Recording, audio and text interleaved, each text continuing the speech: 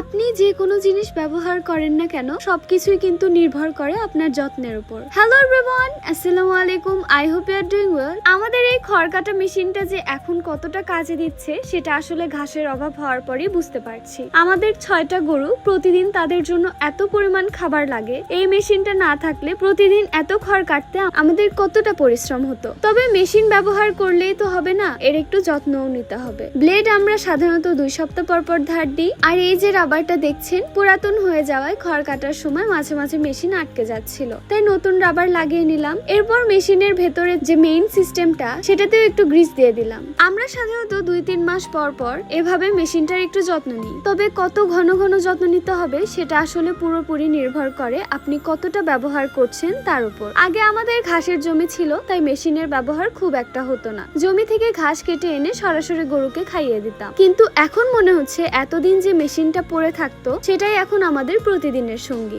এর আগেও 600 আটি খড় নিয়ে এসেছি, আবার আজকেও 600 আটি খড় আনতে হলো। সত্যি বলতে ঘাস না থাকলে গরু পালন করা যে কতটা কঠিন সেটা এখন আমরা নিজেরাই বুঝতে পারছি। এতদিন 3টা ঘাসের জমি ছিল, ইচ্ছা মতো ঘাস কেটে এনে গরুগুলোকে খাওয়াতাম। এখন বুঝতেছি একটা গরুর প্রতিদিন কতটা খাবারের প্রয়োজন হয় আর তার পেছনে কতটা খরচ যায়। কারণ শুধু খড় দিলেই তো হবে না, তাদের স্বাস্থ্য ঠিক রাখার জন্য দানাদার খাবারও দিতে হয়। বাছুরের স্বাস্থ্যের জন্য আমরা প্রায় 40 দিন পর্যন্ত কোনো দুধ দহন করি না বা দুধ সেল দিই না। তাই এই সময় গরু থেকে আয় খুব বেশি না থাকলেও খরচ কিন্তু ঠিকই হচ্ছে। এই জন্যই আমি সব সময় বলি গরু কেনার আগে গরুর খাবারের ব্যবস্থা করবেন। এতক্ষণ খামারের কাজ করতে করতে এবার একটু রান্না করতেও চলে আসি। আমার কাছে কই মাছ ছিল, কিন্তু এত কাজ রেখে আবার চুলার সামনে দাঁড়িয়ে মাছ ভাজতে যাব সেটা আমার জন্য একটু কঠিন। তাই টিকিউ আইও এর এয়ার ফ্রায়ারে মাছ দুটো দিয়ে দিলাম। হলুদ, লবণ, মরিচ দিয়ে মাখিয়ে হালকা একটু তেল ব্রাশ করে দিয়ে দিলাম। তারপর টাইমার সেট করে দিয়ে আমি আবার আমার কাজে চলে গেলাম। এটার ডিজিটাল স্ক্রিন আছে